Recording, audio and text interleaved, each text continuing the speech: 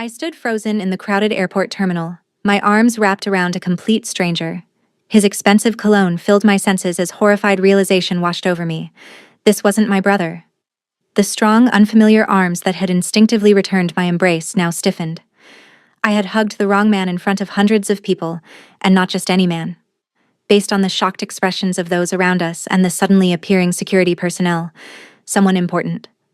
My heart hammered against my ribs as I slowly pulled away, my eyes traveling up to meet piercing dark eyes that studied me with intense curiosity, rather than the anger I expected.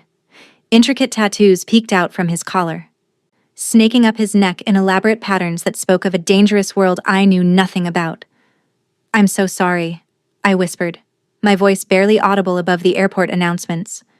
My cheeks burned with embarrassment as I took a step back, clutching my worn handbag to my chest like a shield. "I thought you were my brother. You're wearing the same jacket he has." The man, tall with broad shoulders and an air of authority that seemed to command the space around him, didn't immediately respond. Instead, he tilted his head slightly, his expression unreadable. More tattoos decorated his hands, intricate designs that disappeared beneath the sleeves of his jacket. People were staring. Some had phones raised, undoubtedly capturing my humiliation for social media. I wished the polished airport floor would open up and swallow me whole. "Miss," one of the security guards stepped forward, his tone stern. "Step away from Mr. Kang, please." Mr. Kang. The name clicked in my mind immediately. Jin Kang, the Korean billionaire whose face occasionally graced magazine covers and news reports, though always with whispers attached. The man who had transformed what some called a criminal empire into one of the world's most powerful business conglomerates. The tattoos weren't just decoration, they were markers of his past, remnants of a world he'd supposedly left behind. And I had just thrown my arms around him in a very public display of mistaken identity. Have you ever made a mistake so mortifying that you wanted the ground to swallow you whole? Well, imagine hugging a dangerous billionaire in front of hundreds of people, and you'll understand exactly how I felt in that moment. "It's all right," Jin Kang finally spoke, his voice surprisingly gentle with a slight accent as he raised a hand to halt the approaching security. "Simple mistake." I nodded gratefully, still unable to meet his eyes. "I'm really sorry. My brother said he'd be wearing a blue jacket, and from behind you looked just like him." A small smile played at the corner of his mouth. "No harm done." He paused, then added, "Though I don't think I've ever been greeted quite so enthusiastically at an airport before." Before I could respond, a voice called out from behind me. "Natalie, there you are."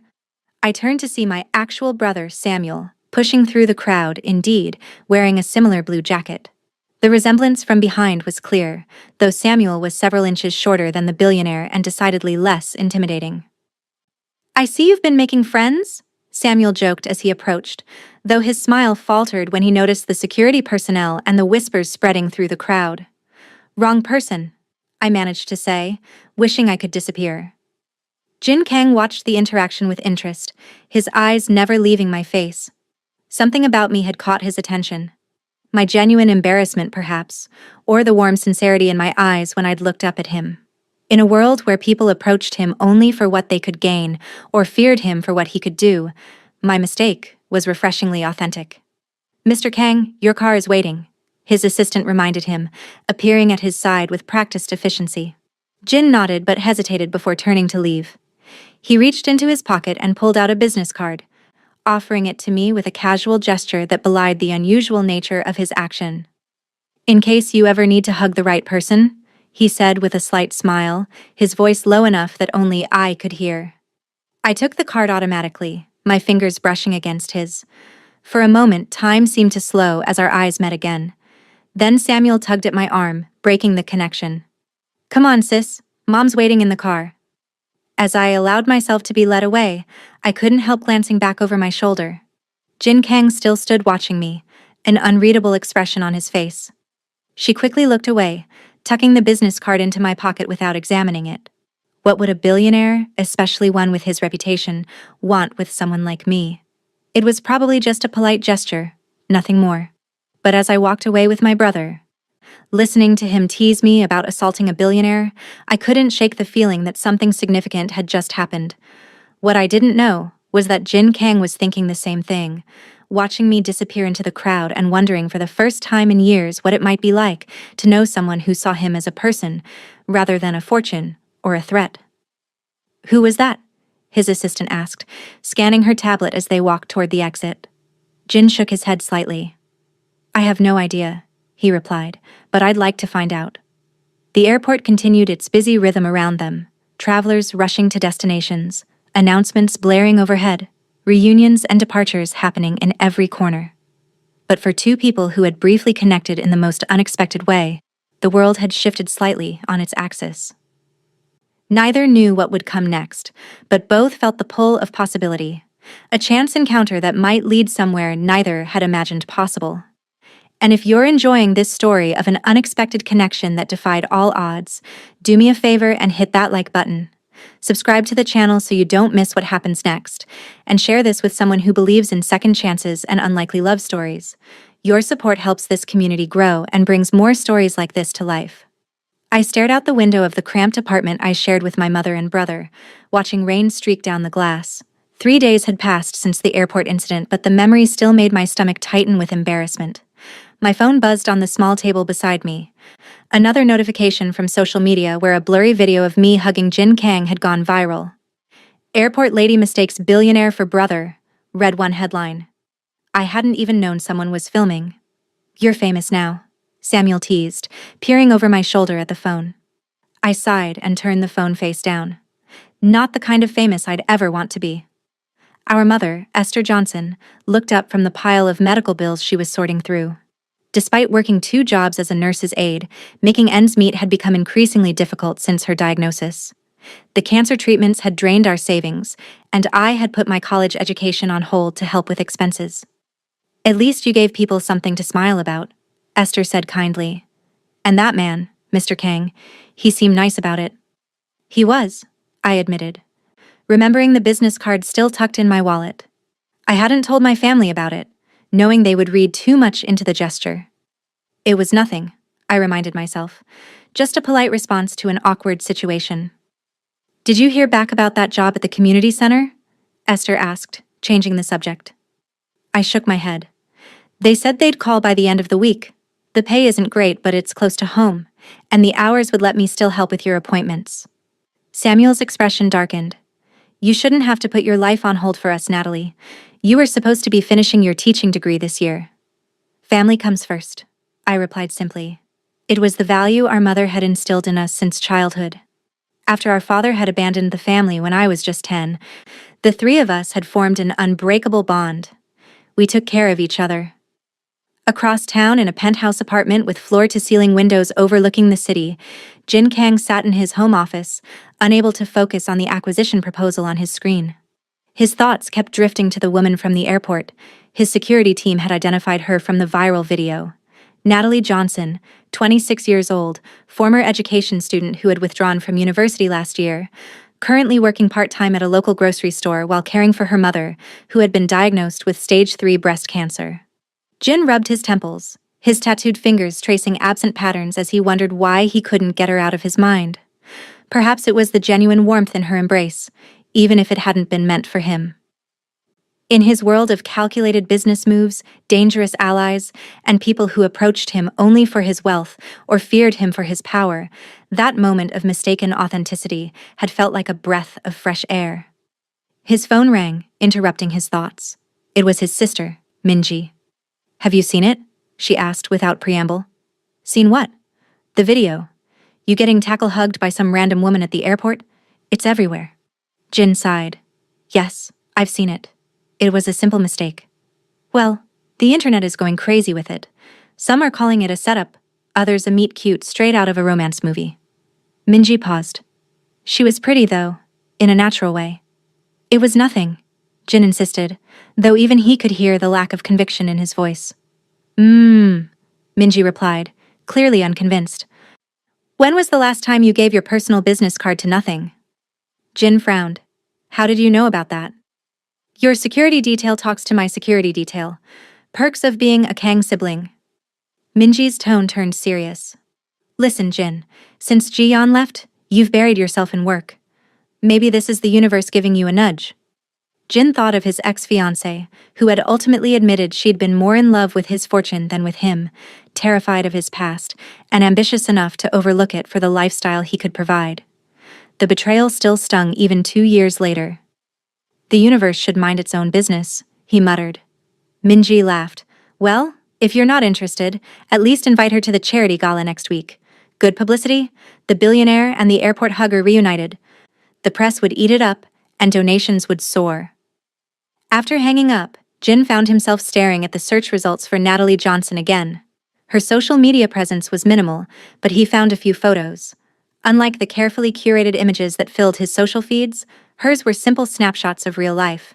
Helping at a community garden, celebrating her brother's birthday, a hospital selfie with her mother, both of them smiling despite the circumstances. Before he could talk himself out of it, Jin picked up his phone and dialed a number. James, I need you to deliver something for me. The next morning, I was leaving for my early shift at the grocery store when I nearly tripped over a package at our apartment door. My name was written on the elegant envelope attached. Curious. I brought it inside and called for my mother and brother. What is it? Samuel asked, still half asleep. I carefully opened the envelope first. Inside was a handwritten note in precise script. Miss Johnson, I hope this finds you well. I'm hosting a charity gala next Saturday, benefiting cancer research and treatment access. Given your family circumstances, I thought you might find it meaningful. The enclosed is merely a suggestion, not an expectation. I'd be honored if you would attend as my guest. Jin Kang. With trembling fingers, I opened the package to find a stunning but simple black dress, clearly expensive but not ostentatious. There was also a smaller envelope containing 3 tickets to the gala. Is that from who I think it is? Esther asked, her eyes wide. I nodded, speechless. Samuel whistled low. Seems like your airport mistake made quite an impression. I stared at the invitation, my mind racing. Was this pity, curiosity, or something else entirely? Whatever his motivation, I couldn't deny that a gala benefiting cancer research struck close to home. And despite the vast differences in our worlds, despite the whispers about his past, I found myself wanting to see Jin Kang again. What are you going to do? My mother asked gently. I took a deep breath. I think I'm going to a gala. The week leading up to the gala passed in a blur. Between my shifts at the grocery store and helping my mother with treatments, I barely had time to process what was happening. The dress Jin had sent fit perfectly, a simple but elegant black gown that made me feel both beautiful and comfortable, unlike the over-the-top designs I imagined wealthy women would wear. You look amazing, Esther said as I tried on the dress one evening. Like Cinderella going to the ball. I smiled but shook my head. This isn't a fairy tale, Mom. He probably just feels sorry for us after seeing that video go viral, or his PR team thought it would make a good story. Maybe, Samuel chimed in from the doorway, or maybe he was impressed by the woman who didn't treat him like a walking bank account or a dangerous criminal. I hadn't responded to the invitation directly. There had been no contact information included, just the tickets and the note. Part of me worried it might be some elaborate setup, that I would show up and be turned away at the door. But the bigger part of me couldn't stop thinking about those few moments at the airport, the intensity in Jin's dark eyes when he'd looked at me, the intricate tattoos that hinted at a past I couldn't begin to understand. Across town, Jin was finalizing details for the gala, an annual event that usually bored him despite its importance. This year felt different. Every decision from the menu to the music seemed to matter more. He found himself wondering what Natalie might think of each choice. The guest list is confirmed, his assistant reported. Though we haven't received an RSVP from Ms. Johnson. She'll come, Jin said with more confidence than he felt. He had deliberately not included his number or email, wanting to give her space to decide without pressure. But now he wondered if that had been a mistake. His sister Minji called that evening. Tell me you didn't send a dress to airport girl, she said when he answered. Hello to you too, Jin replied dryly. Jin, sending expensive gifts to strangers is weird, even billionaire weird, especially for someone with your reputation. It wasn't expensive, he lied. The dress had been custom-made in record time by a designer friend, though he'd requested it be elegant rather than extravagant. And the gala benefits cancer research. Her mother has cancer. Minji was silent for a moment. You researched her? Not extensively, Jin defended himself, though the dossier his security team had compiled sat on his desk. I just wanted to know who I was inviting. Uh-huh. Minji didn't sound convinced. Well, I'm looking forward to meeting her, and watching how Jiyeon reacts when she sees you've moved on. Jin froze. Jiyeon is coming? She's dating Senator Park's son now. Remember. The Parks always attend your galas? Minji paused. You didn't know? Jin had forgotten completely. The thought of his ex-fiancée attending had never crossed his mind, which was strange in itself. Usually, the possibility of seeing Jiyeon again would have dominated his thoughts before an event. It doesn't matter, he said finally. This isn't about Jiyeon. So it is about Airport Girl, Minji said triumphantly. Her name is Natalie, Jin corrected automatically, then sighed at his sister's delighted laugh. The night of the gala arrived. I stood in front of the small bathroom mirror, applying the last touches of my minimal makeup. My mother was too exhausted from her treatment that day to attend, but had insisted that Samuel and I go without her. You both deserve a night out, she had said. And I want to hear every detail when you get back. Samuel knocked on the door. Car's here, he called. Car. I opened the door in surprise. I thought we were taking the bus. Samuel shrugged, looking uncomfortable in the rented suit we had splurged on. Apparently not. There's a driver downstairs saying Mr. Kang sent him. A sleek black car waited outside our apartment building, drawing curious looks from neighbors. The driver opened the door for us with a polite nod, and I slid into the luxurious interior, feeling increasingly out of place. You okay? Samuel asked as we drove through the city toward the upscale hotel hosting the event. I nodded, though my stomach was in knots. Just nervous. What am I even doing, Sam? We don't belong in this world. Samuel took my hand. You belong anywhere you want to be, sis. And besides, he added with a grin, I'm dying to see how rich people party. Do you think they have solid gold ice sculptures? I laughed despite my nerves. I'm guessing not. But whatever happens tonight, promise me we'll laugh about it someday. Deal, Samuel agreed as the car pulled up to a red carpet lined with photographers. My heart sank. I hadn't expected this level of publicity, but before I could panic, the driver circled to a side entrance away from the cameras. Mr. Kang thought you might prefer this entrance, Miss Johnson, he explained, opening the door.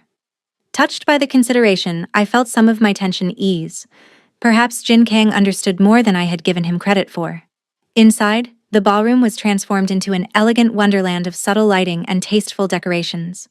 Hundreds of guests in formal wear mingled, the quiet hum of conversation punctuated by occasional laughter. I clutched my small purse, feeling overwhelmed. Name, please? Asked the attendant at the entrance. Natalie Johnson, I replied hesitantly. And Samuel Johnson. The attendant's expression changed immediately. Miss Johnson, of course. Mr. Kang mentioned you would be coming. Please follow me. As we were led through the crowd, I felt eyes turning toward us, whispers following in our wake. I caught snippets. That's her, from the airport. Kang's mystery woman. And then the crowd seemed to part. And there he was. Jin Kang, even more imposing in a perfectly tailored tuxedo that somehow made the tattoos visible at his collar and wrists seem even more striking, stood talking with a small group. When his eyes found mine, his conversation stopped mid-sentence. For a moment, we simply looked at each other across the room, and I felt that same strange connection I had experienced at the airport. Then Jin excused himself from his group and walked toward me, his gaze never leaving my face. The whispers around us grew louder, but I barely noticed. In that moment, despite all the differences in our lives, despite the improbability of our meeting, despite the dangerous reputation that preceded him, something felt undeniably right. You came, Jin said simply when he reached me. I nodded, finding my voice. Thank you for the invitation, and the dress. It suits you, he replied, his eyes warming as he took in my appearance. Then he turned to Samuel, extending his hand. You must be the brother I was mistaken for. Samuel grinned as they shook hands. The one and only. Thanks for inviting us, man. Wild party. Jin smiled, some of his formality dropping away. It's usually quite boring, actually, but I'm hoping this year might be different. His eyes returned to me as he spoke. Before I could respond, a photographer approached. Mr. Kang, could we get a photo? Jin looked at me questioningly. Only if you're comfortable, he said quietly.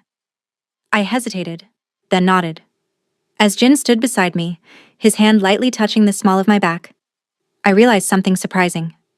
Despite the luxury surrounding us and the eyes watching our every move, despite knowing the whispers about his past, I felt strangely at ease in his presence. The camera flashed, capturing the moment. The billionaire with the dangerous reputation and the woman who had hugged him by mistake, standing together as if they belonged that way. Neither could have guessed how that single photograph would change both our lives. Crystal chandeliers cast a warm glow over the ballroom as I stood beside Jin, trying not to feel overwhelmed by the opulence surrounding us. After the photographs, he had introduced Samuel and me to a dizzying number of people. Business associates, philanthropists, and celebrities, whose names I recognized from magazines and television. "Everyone's staring," I whispered to Jin during a brief moment alone. "Not at the decorations, I'm afraid," he replied with a small smile. "You've caused quite a stir." "I'm sorry if I'm embarrassing you," I said, suddenly self-conscious again. Jin looked genuinely surprised. "Embarrassing me? Natalie, you're the most authentic person in this room. Do you know how refreshing that is?"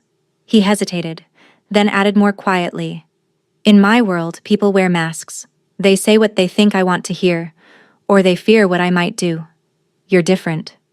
Before I could respond, a striking woman in a designer gown approached them, her smile not quite reaching her eyes. "Jin, darling," she said, air kissing his cheek. "The gala is wonderful as always." "Thank you, Ji-yeon," Jin replied, his tone polite but cooler than I had heard him speak to anyone else. "Natalie, this is Ji-yeon Park. Ji-yeon, this is Natalie Johnson." Recognition flickered in Ji-yeon's eyes. The airport hugger. How quaint. She looked me up and down with barely disguised assessment. "That's a lovely dress. Off the rack?" "Actually, it was a gift," I replied honestly, missing the implication. "From Jin, I presume." Ji-yeon raised a perfectly shaped eyebrow. He always did have excellent taste in some things.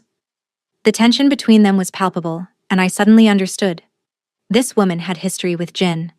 Romantic history, based on the proprietary way she still looked at him. "If you'll excuse me," I said, "I should check on my brother." I slipped away before either could respond, needing a moment to collect myself. I found Samuel by the elaborate buffet, happily filling a plate. "Sis, you have to try these little pastry things. I don't even know what's in them, but they're amazing." I smiled despite my discomfort. "Having fun? Are you kidding? This is like being in a movie." Samuel lowered his voice. "I met the star of that action series I like. Got a selfie and everything." His expression grew more serious. "How about you? Your billionaire seems pretty into you." "He's not my billionaire," I corrected automatically. "And I just met his ex, I think. She's exactly what you'd expect.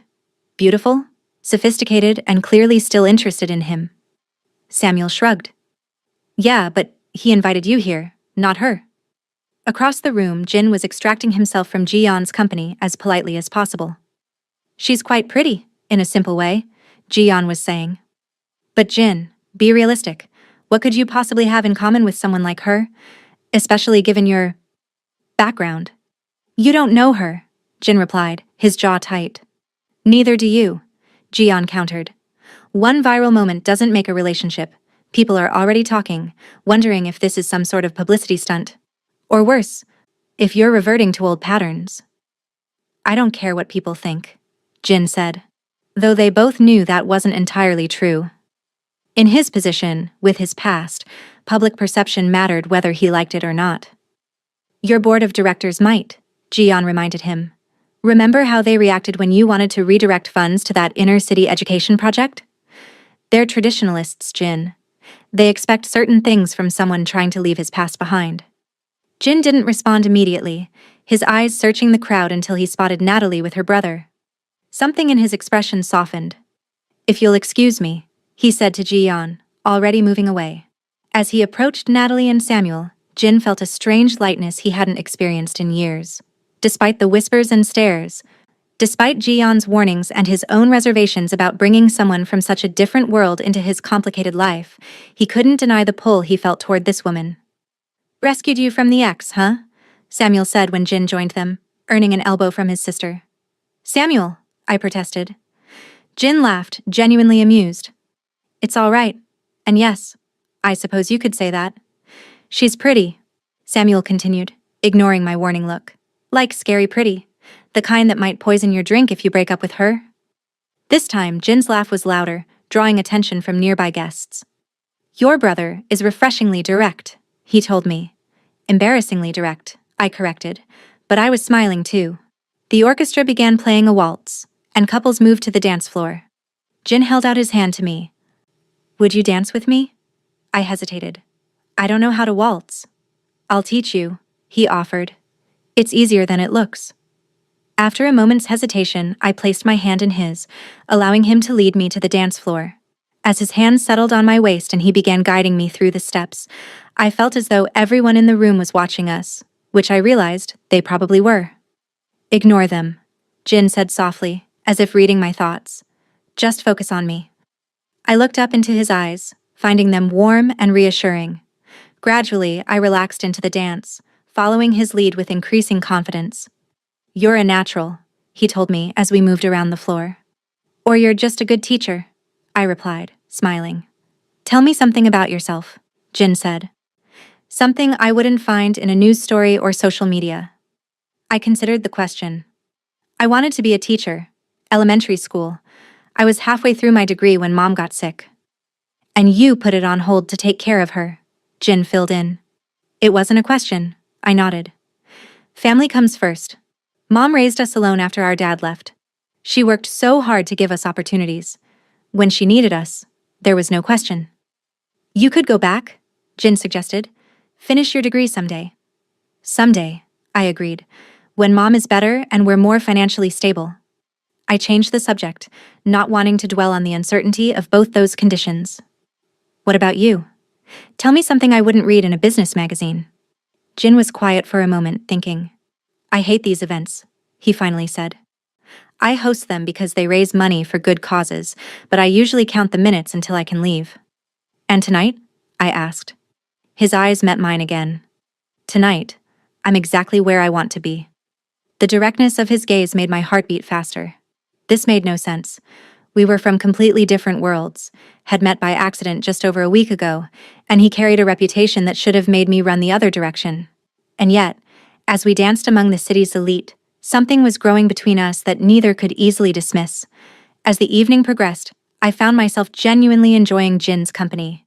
Behind the public persona of the serious businessman with the dangerous past was a man with a dry sense of humor, a passion for the educational charities his foundation supported, and a thoughtfulness I hadn't expected. During a break in the dancing, Jin led me to a quieter corner of the ballroom. How is your mother's treatment going? He asked. The question caught me off guard. It's difficult, I admitted. The doctors are optimistic, but the side effects are hard on her, and the bills keep coming. Jin nodded, understanding in his eyes. The hospital where she's being treated. It's Memorial, right? Yes, I replied, surprised. How did you know? Jin looked slightly uncomfortable. I may have done some research before inviting you tonight. I hope that doesn't seem intrusive. In another context, it might have, but I appreciated his honesty. It's okay. And yes, she's at Memorial. They have a good oncology department, but even with insurance, the costs are overwhelming.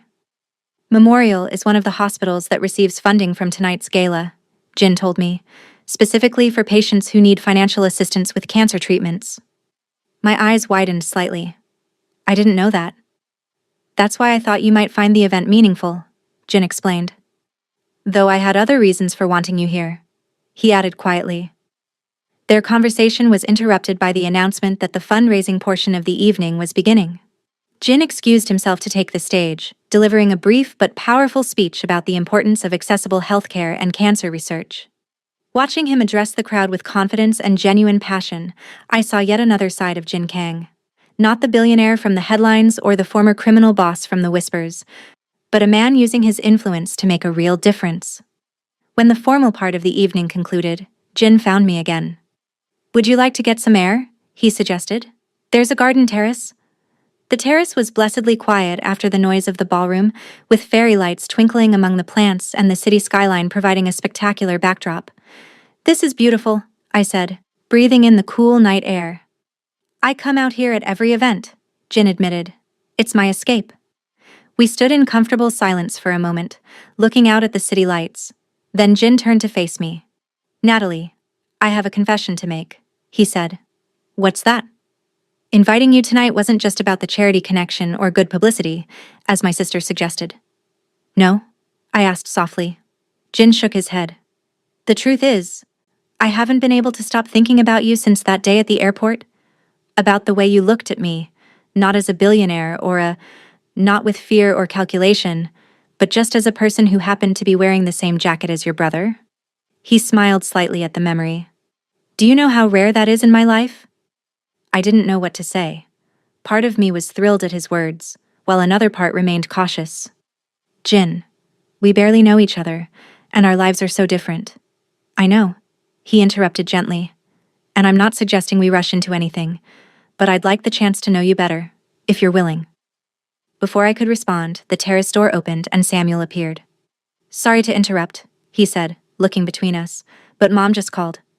She's not feeling well. Worry immediately replaced all other emotions for me. We need to go, I said to Jin. Of course, he replied without hesitation. I'll have my driver take you home right away. He took my hand. Natalie, thank you for coming tonight. Whatever happens next is entirely up to you, but I hope I'll see you again. As the car sped us back to our apartment, my mind was torn between concern for my mother and the unexpected turn my evening had taken. Jin Kang, one of the wealthiest men in the country, with a past most people feared and a present they envied, wanted to get to know me better. It seemed impossible, like something from a storybook, rather than real life. He likes you, Samuel said simply as we neared home. Like really likes you. It's complicated, I replied. Samuel shrugged. Most good things are. As we rushed into our apartment to check on our mother, I pushed thoughts of Jin aside. Family came first.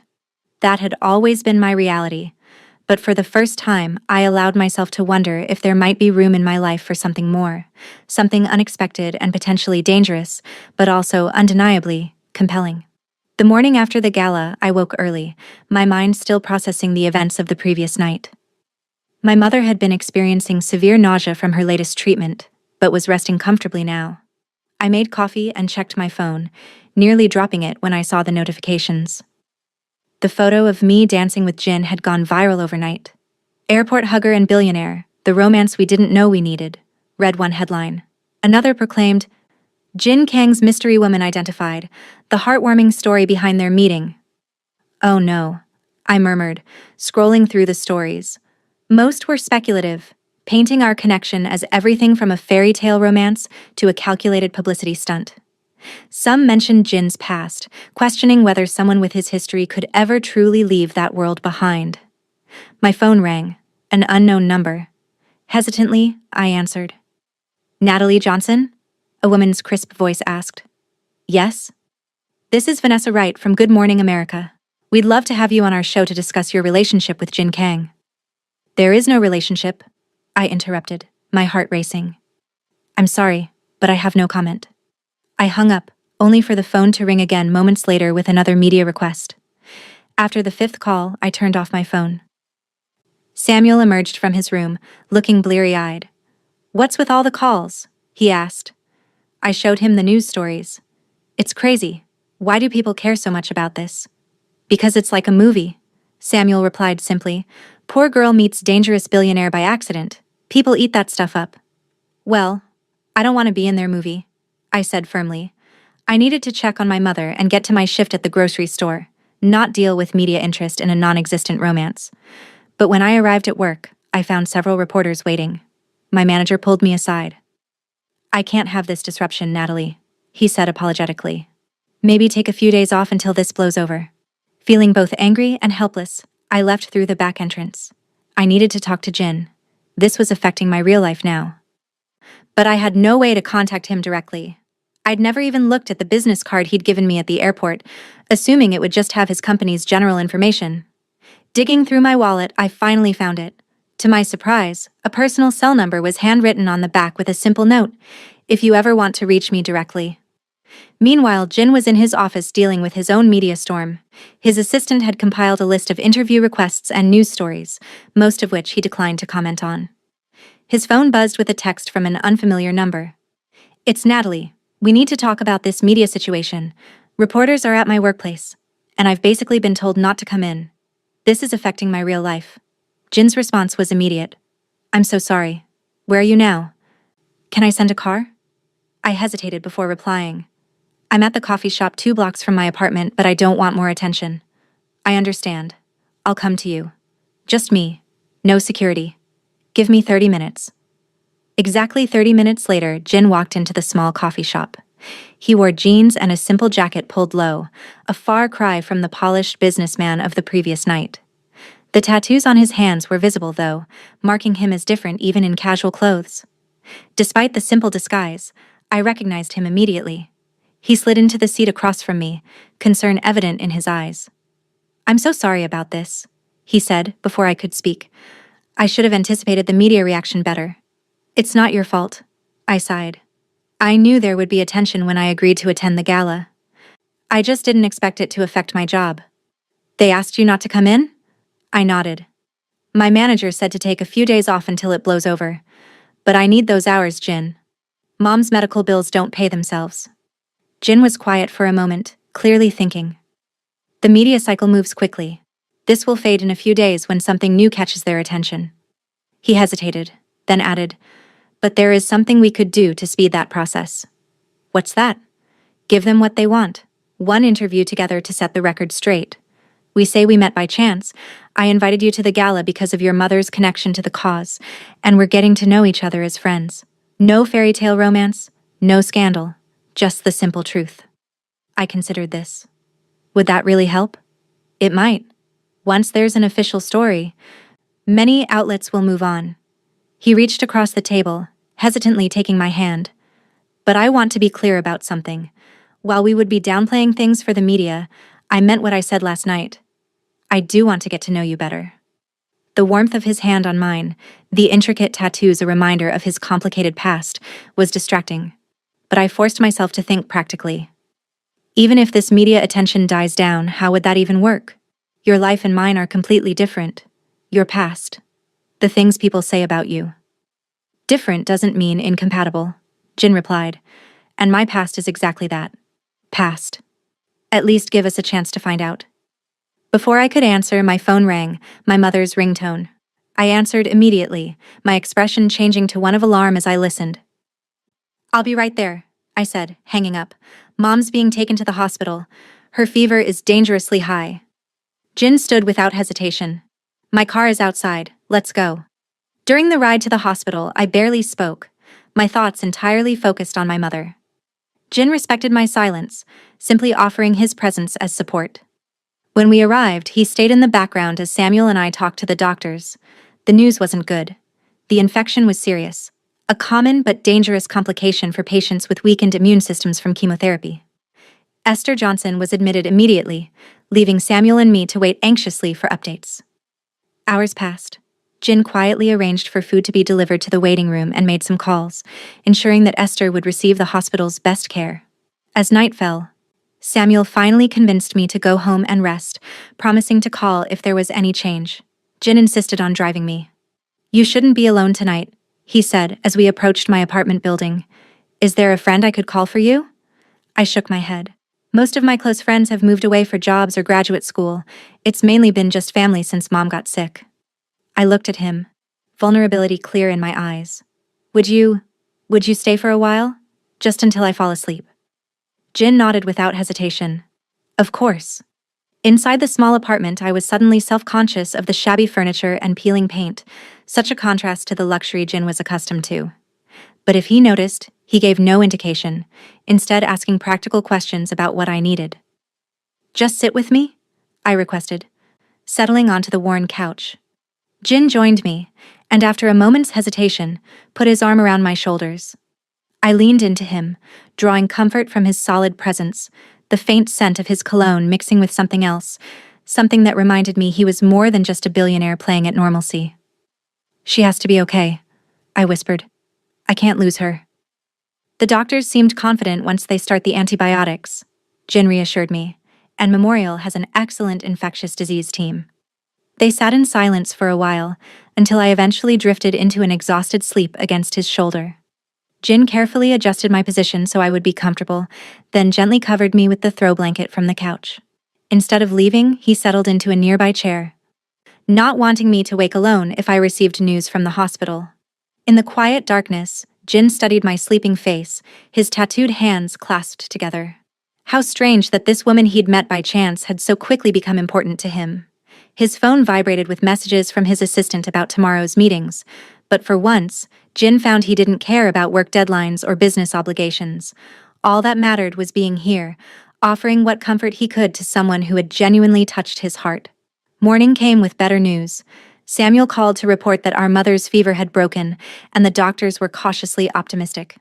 I woke to find Jin still there, having dozed off in the uncomfortable chair. "You stayed," I said, surprised and touched. Jin rubbed his neck, stiff from the awkward sleeping position. "I didn't want you to be alone if there was bad news." He checked his watch. "I have a board meeting at 9, but I can cancel." "No," I interrupted. "You've done more than enough. Go to your meeting. I need to get to the hospital anyway."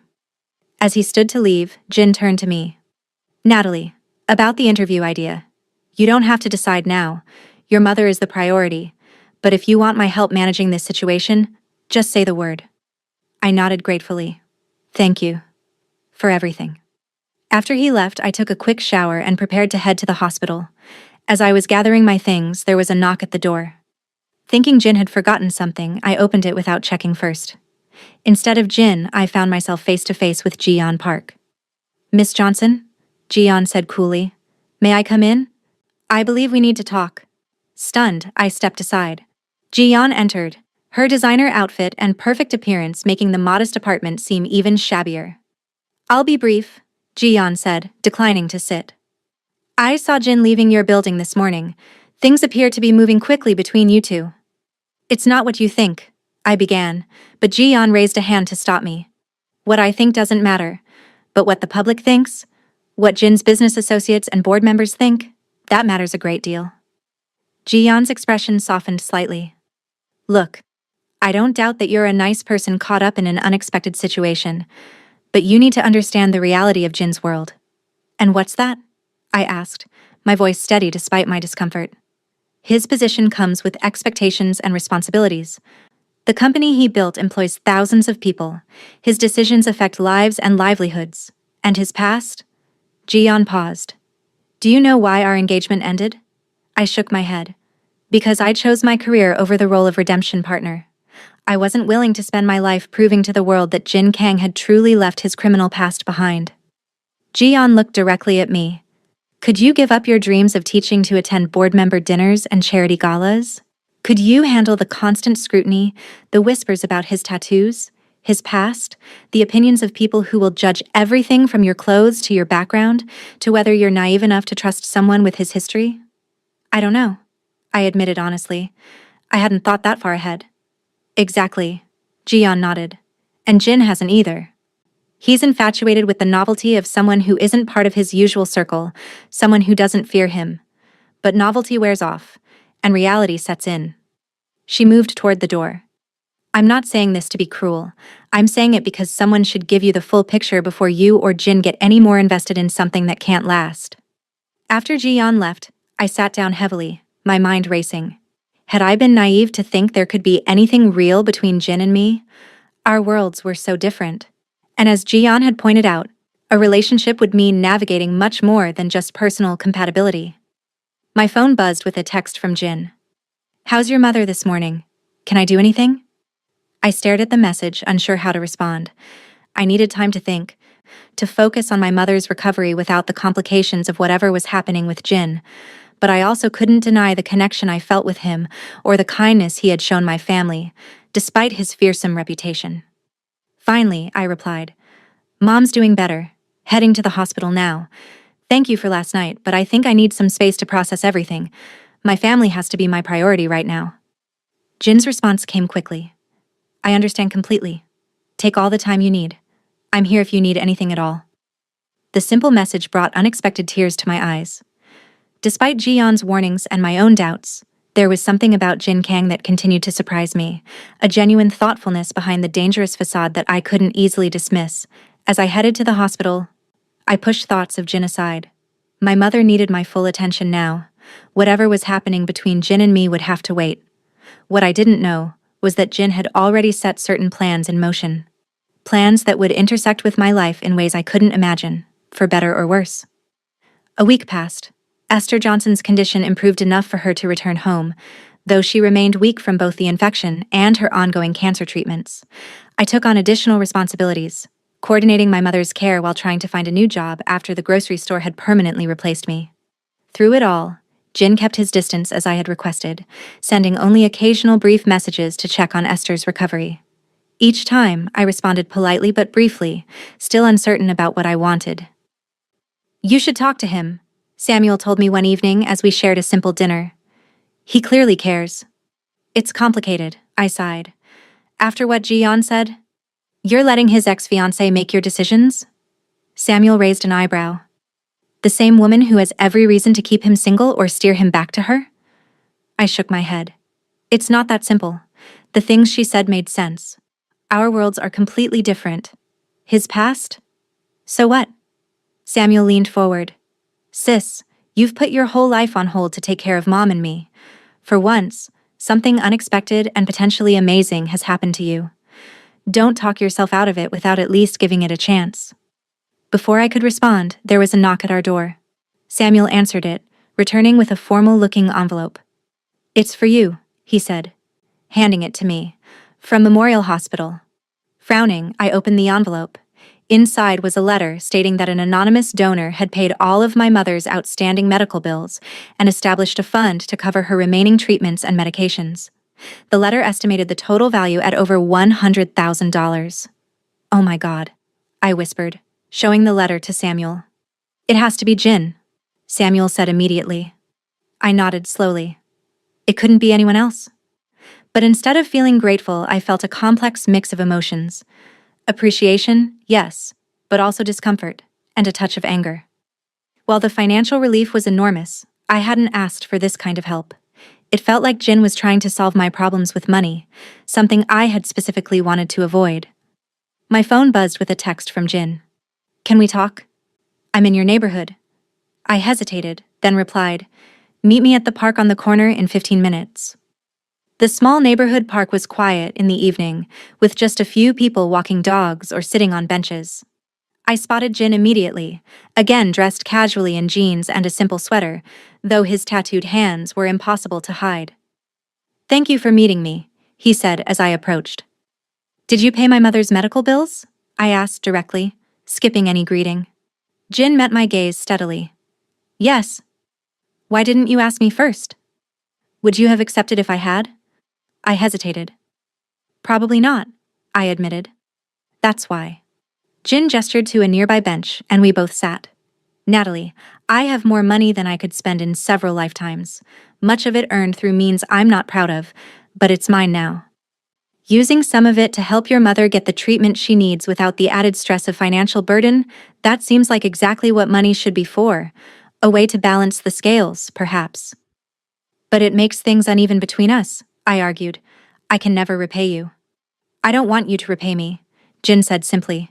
"That's not how gifts work." I was quiet for a moment, struggling with my feelings.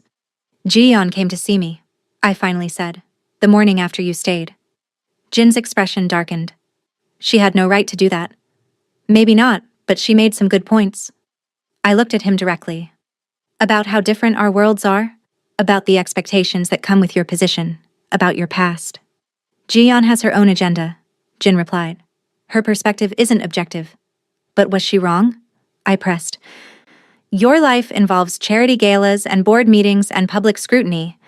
People still whisper about your past, about the tattoos, about whether you can ever truly leave that world behind. Mine involves taking care of my family and trying to finish my teaching degree someday."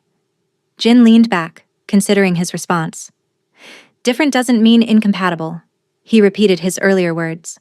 "Look, I'm not asking for lifelong commitments here. I'm just asking for a chance to see where this connection between us might lead." He smiled slightly. "Besides, I think I might benefit from having someone in my life who values things beyond corporate success and social status. Someone who sees me, not the reputation or the past." Despite my reservations, I found myself smiling back. "So, what are you suggesting?" "Let's just spend time together." No pressure, no public appearances, no media. Just us, getting to know each other as people. It sounded reasonable when he put it that way. And despite all my logical objections, I couldn't deny that I wanted to know him better too. Okay, I agreed finally. But I have conditions. Name them, Jin said immediately.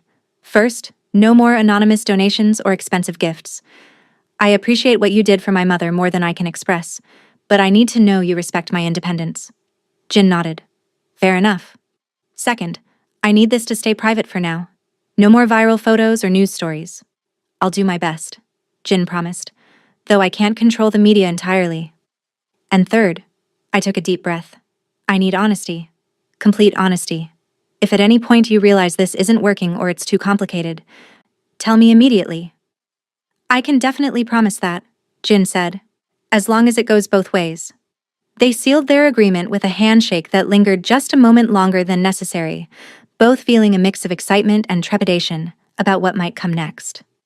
Over the following weeks, Jin and I carved out time to get to know each other away from public scrutiny. We discovered shared interests in education reform and community development, and complementary differences that made our conversations engaging. I was impressed by Jin's strategic intelligence and genuine passion for giving back, perhaps to atone for his past, while he came to appreciate my practical wisdom and the compassionate way I approached teaching and family. We developed a routine of sorts. Jin would visit my apartment in the evenings, often bringing takeout food, but being careful not to always choose expensive restaurants. Sometimes we would simply talk for hours. Other times, we would help Samuel with college applications or sit with Esther, whose health was gradually improving. He's nothing like I expected, Esther confided to me one afternoon, while Jin was deep in conversation with Samuel about scholarship opportunities. When you first told me about him, I pictured someone different, dangerous, cold. The tattoos don't help, I admitted. Esther smiled. Actually, I think they're honest. He's not hiding who he was, but he's also showing who he's trying to be. The way he listens when people talk, the way he offers help without making you feel small for needing it. I had noticed the same things. The Jin Kang I was coming to know was thoughtful and often funny, with a dry wit I hadn't expected. He worked incredibly hard but spoke of his wealth as a responsibility rather than a privilege, perhaps because of how he'd initially acquired it. Most surprisingly, he seemed genuinely interested in my world, my plans to become a teacher, my ideas about education, my relationships with family and community. One evening, about a month into our private getting-to-know-you period, Jin invited me to his penthouse apartment. It was the first time I had seen where he lived. I feel like I should have brought white gloves for inspection, I joked as we rode the private elevator. Jin laughed. It's just an apartment, an unnecessarily large one, I'll admit. When the doors opened directly into his home, I gasped despite myself. Just an apartment was a dramatic understatement. The space was stunning. All clean lines, floor-to-ceiling windows, and tasteful artwork. But what surprised me most was that it didn't feel cold or showy as I had expected. There were books everywhere, comfortable-looking furniture, family photos, and signs of actual living rather than just displaying wealth. This is beautiful, I said honestly. Thank you. Jin led me to the kitchen. I thought we could cook dinner together tonight instead of ordering in. I have all the ingredients for bibimbap if that sounds good. I smiled at this unexpected suggestion. I didn't know billionaires cooked. This one does. Not well, but enthusiastically. Jin rolled up his sleeves, revealing more of the intricate tattoos that covered his forearms. My grandmother insisted I learn. She said a man who can't feed himself isn't really independent, no matter how much money he has or how many people fear him. As we prepared the meal together, moving around the kitchen with surprising ease, I realized I was feeling something I hadn't expected, a sense of belonging. Despite the luxury surrounding us, despite the visible reminders of his past inked on his skin, there was something fundamentally normal about chopping vegetables and arguing about the right amount of gochujang to add to the sauce. Later, as we ate on his terrace overlooking the city lights, Jin grew more serious. There's something I need to tell you, he said. About work. I tensed slightly. What is it? I've been offered an opportunity to expand our educational technology division into several developing countries. It would mean creating affordable tablets and educational software for schools with limited resources. That sounds amazing, I said sincerely. It is, Jin agreed. It's exactly the kind of project I've wanted to pursue for years, a way to use what I've built for real good. But it would mean significant travel over the next few months. Africa, India, Southeast Asia. Oh, I said, understanding dawning. So you'd be gone? Jin nodded. 4 weeks at a time, most likely. And I wanted to discuss it with you before making a final decision. I was surprised. Why? I mean, it's your company. Your decision. Because whatever this is between us, Jin gestured between us, it's becoming important to me. And taking on this project would affect the time we could spend together, at least in the short term. The simple admission touched me deeply. No one besides my family had ever factored me into their major life decisions before. You should do it, I said without hesitation. It's an incredible opportunity to make a difference. Marcus studied my face. You're sure? Absolutely, I smiled. Besides, there's this amazing technology called video calls. I hear even billionaires use it sometimes. Jin laughed, relief evident in his expression. You're remarkable, you know that? Our eyes met across the table, and I felt that now familiar connection strengthening further. Whatever doubts I still harbored about our different worlds, I couldn't deny that something real was growing between us, something worth exploring despite the complications. As Jin drove me home later that evening, I found myself thinking about Ji-yeon's warnings. Yes, our worlds were different. Yes, a relationship between us would face challenges beyond the normal ones, but perhaps those differences could be strengths rather than obstacles, offering each of us perspectives we wouldn't have on our own. When we reached my apartment building, Jin walked me to the door as always. This time, however, instead of our usual friendly goodnight, I made a decision. Rising on tiptoes, I kissed him softly. Jin responded immediately, his tattooed arms encircling my waist as he returned the kiss with gentle intensity. When we finally broke apart, both were slightly breathless.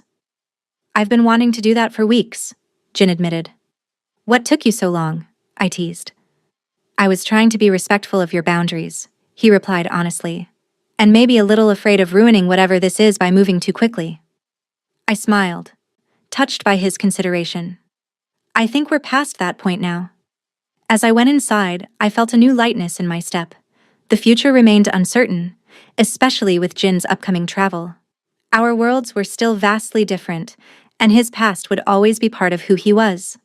But for the first time, I allowed myself to believe that perhaps those weren't insurmountable obstacles, just challenges to navigate together. What I didn't realize was that our greatest challenge was yet to come, from a direction neither of us expected. Jin sat at the head of the long conference table listening as his chief financial officer finished presenting the quarterly results. Around him, the 12 members of his board of directors were making notes or studying the financial reports. It was a typical board meeting until the final agenda item. Now, regarding the proposed educational initiative in developing markets, the CFO concluded, we have concerns about the profit margins and return on investment. Jin leaned forward. As I've explained, this initiative isn't primarily about immediate ROI, it's about long-term market development and corporate responsibility. Harold Whitman, the oldest board member and a significant shareholder, cleared his throat. Jin, we've supported your philanthropic interests through the foundation, but this is a business decision that affects shareholder value. Education is a business opportunity, Jin countered. Creating affordable technology for underserved markets develops future consumers while addressing a critical need. Perhaps, Whitman conceded, but our analysis suggests the project as currently structured would barely break even for at least 5 years. That's difficult to justify to our investors. Other board members nodded in agreement. Jin felt frustration building but kept his expression neutral. There's another matter that's been raised, Whitman continued, his tone becoming more careful. The board has some concerns about recent personal developments and their potential impact on company perception. Jin stiffened. I'm not sure what you're referring to. Whitman looked uncomfortable but pressed on. Your relationship with Miss Johnson has generated significant media interest. While your personal life is your own affair, the board is concerned about potential complications. My relationship with Natalie has nothing to do with company operations, Jin said coldly. Under normal circumstances, I would agree, Whitman replied. But these aren't normal circumstances. Given your background, the media attention has been substantial. Some of our more conservative investment partners have expressed concerns. Concerns about what exactly? Jin demanded. Another board member, Elizabeth Chen, interjected more diplomatically. I think what Harold is trying to say is that there are perceptions to manage. Your past, while well documented, has been carefully managed. The optics of your current relationship have created certain narratives in the press. Some see it as redemptive, others as potentially problematic. It's becoming a distraction from our business goals. Jin looked around the table, reading the expressions of people he had worked with for years. Some appeared genuinely uncomfortable with the discussion. Others seemed to be assessing his reaction for signs of the man he used to be. So, what exactly are you suggesting? He asked, though he already suspected the answer. Whitman exchanged glances with several other board members before responding. We believe it would be in the company's best interest if you maintained a lower personal profile for the time being. Perhaps postpone any public appearances with Ms. Johnson until the media interest subsides. Jin felt a cold anger settling in his chest, the kind that used to lead to very different responses in his former life. And if I don't agree? Then we would have serious reservations about approving the educational initiative as proposed, Whitman said bluntly. The board needs to be confident that your focus is where it needs to be, that you've truly left your past behind. The implied ultimatum hung in the air. Jin stood, buttoning his jacket with deliberate calm, fighting the old instincts that whispered dangerous solutions. I believe we've covered all necessary business for today, he said. I'll take the board's feedback under advisement. Meeting adjourned. As the board members filed out, Jin remained standing at the head of the table, his tattooed hands clenched. He had built this company from nothing, transformed himself from what he was into what he'd become. The board had legal authority in many areas, but he remained the largest individual shareholder and CEO. They couldn't force his hand directly, but they could certainly make things difficult for projects he cared about. His assistant entered after the others had left. Your 3:00 appointment cancelled. Would you like me to reschedule? No, Jin decided. I'm going out. Clear my calendar for the rest of the day. 30 minutes later, Jin was knocking on my apartment door. Samuel answered, looking surprised. Hey man, Natalie's at her new job interview. She should be back soon if you want to wait. Jin had forgotten about the interview, a teaching assistant position at a local elementary school that I was excited about. Right, of course. I'll wait if that's okay. Samuel let him in. Everything all right? You look like you want to punch something. Jin managed a tight smile. Just board politics. Nothing unusual. Ah, rich people problems. Samuel nodded sagely. Want a beer? The casual question made Jin laugh despite his mood. Sure. Why not? They settled in the living room, Samuel seemingly unintimidated by Jin's obvious tension or the visible tattoos that marked him as different. So these board politics? Samuel said after a few minutes. They about my sister? Jin looked at him sharply. What makes you say that? Samuel shrugged. Not hard to figure out. You've been dating for what? A month or so? Keeping it mostly private. Then suddenly you show up in the middle of a workday looking like someone just insulted your grandmother. Doesn't take a genius. Jin sighed. They think she's a distraction, that our relationship is generating the wrong kind of attention for the company, making people question whether I've really changed. And what do you think? Samuel asked directly. I think it's none of their damn business, Jin replied with feeling, but unfortunately, they can block a project I care about if I don't agree to their terms, which are essentially to keep Natalie out of the public eye. No official relationship status, no public appearances together. Samuel was quiet for a moment. That's pretty messed up. Yes, it is, Jin agreed. So, what are you going to do? It was the same question Jin had been asking himself since leaving the board meeting, the same kind of question that used to have very different answers in his old life. Before he could respond, they heard a key in the lock. I entered, my face lighting up when I saw Jin. This is a nice surprise, I said, coming to kiss him. Then I noticed his expression. What's wrong? Samuel stood. I just remembered I have that thing at that place. He grabbed his jacket and headed for the door, leaving us alone. Once we were alone, Jin told me everything about the board meeting. I listened quietly, my expression growing more troubled. So they're basically saying it's either me or your education project, I finally said. They're trying to present it that way, Jin confirmed, but it's not a choice I'm willing to make. What options do we have? I asked practically. Jin was struck, not for the first time, by my approach to problems. Not emotional outbursts or accusations, but immediately looking for solutions. It was one of the many things he had come to admire about me. Several, actually, he said. I'm still the CEO and largest shareholder. I can push back against the board, though that could create other complications. Or we could simply continue as we have been, keeping our relationship relatively private while I work on bringing individual board members around to my point of view on the education initiative. I was thoughtful. Is there a third option? We could call their bluff, Jin suggested. Go public with our relationship officially. Make it clear this is not a passing interest and demonstrate that it in no way affects my ability to run the company effectively. Show them the past is truly past. That sounds intense, I said cautiously, and potentially like throwing gasoline on a fire.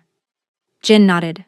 It could be, but I'm tired of letting others dictate the terms of my life, personal or professional.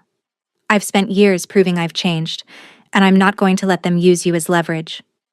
I moved to sit beside him, taking his hand, my fingers tracing the edges of the tattoos on his wrist. I appreciate your willingness to fight for this, for us, but I also don't want to be the reason your important project gets derailed. Children in those countries need the educational resources you're trying to provide. So what are you suggesting? Jin asked, though he suspected he knew. Maybe option 2 is the wise path for now, I said. We continue as we have been, privately building what we have while you work on the board members individually. It's not ideal, but it's practical. Jin studied my face. You're remarkable, you know that? Most people would be either furious at the board or demanding I make some grand gesture. I smiled slightly. I've never been much for grand gestures, and being furious, while temporarily satisfying, rarely solves problems. Jin pulled me close, kissing my forehead. Have I told you lately how glad I am that you hugged the wrong man at that airport? Once or twice, I replied, my smile widening, but I don't mind hearing it again. We spent the evening discussing both the board situation and my job interview, which had gone well. As we talked, Jin found his earlier anger fading, replaced by determination. The board had underestimated him if they thought they could force his hand with thinly veiled threats, and they had severely underestimated me if they thought I was simply a distraction. Later that night, as Jin was preparing to leave, I remembered my news from the interview. Oh, and if I get the job, they want me to start next week, which means I could begin my teaching credential program in the evening. It would be part-time, but at least I'd be working toward my degree again. The joy in my voice as I talked about this possibility reminded Jin of why he had fallen for me in the first place. My genuine passion for education and helping others was so different from the calculated ambition he encountered in his business world, so different from the fear or greed he'd inspired in his former life. That's wonderful, he told me sincerely, and perfect timing. Since I'll be starting the international trip soon, we'll both be busy with meaningful work. I nodded, though my expression dimmed slightly at the reminder of his upcoming travel. When do you leave? Next Monday. Ghana first, then Kenya. I'll be gone about 2 weeks. I'll miss you, I said simply. I'll miss you too. But we'll talk every day, Jin promised. And I'll be thinking about you constantly.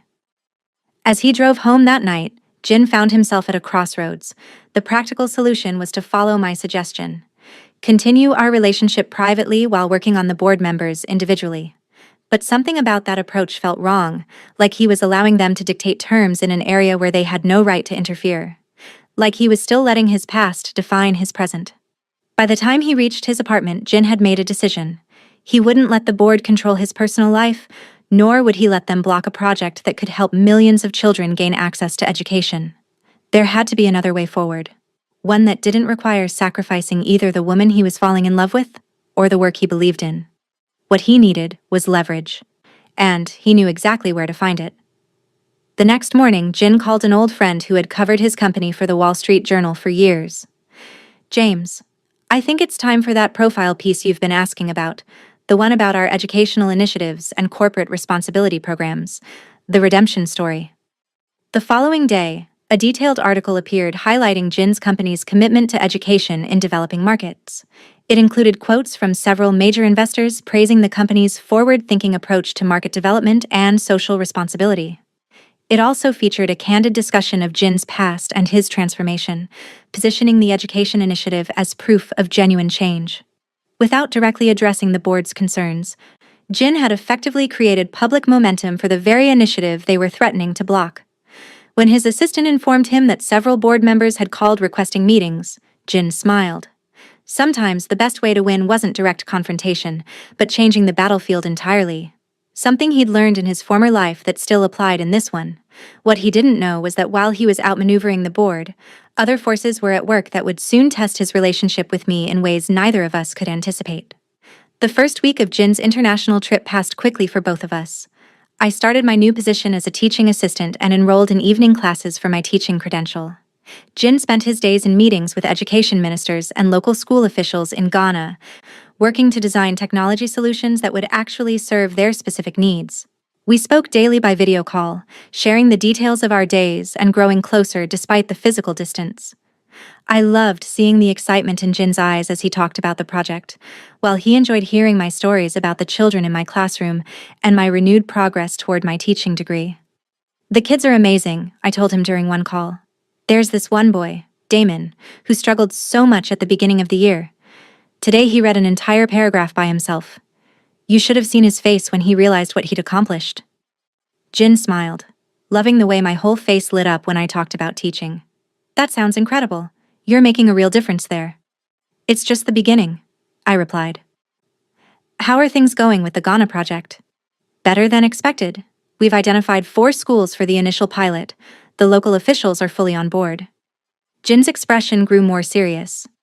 "The board has grudgingly approved the first phase funding after that article came out. I think they realized blocking it would create more negative publicity than they wanted to deal with." "That's great news," I said sincerely. "I knew you'd find a way." Our conversations continued like this throughout the first week, both enthusiastic about our work while missing each other's physical presence. But as Jin moved on to Kenya and his schedule became more demanding, the time difference made connecting more difficult.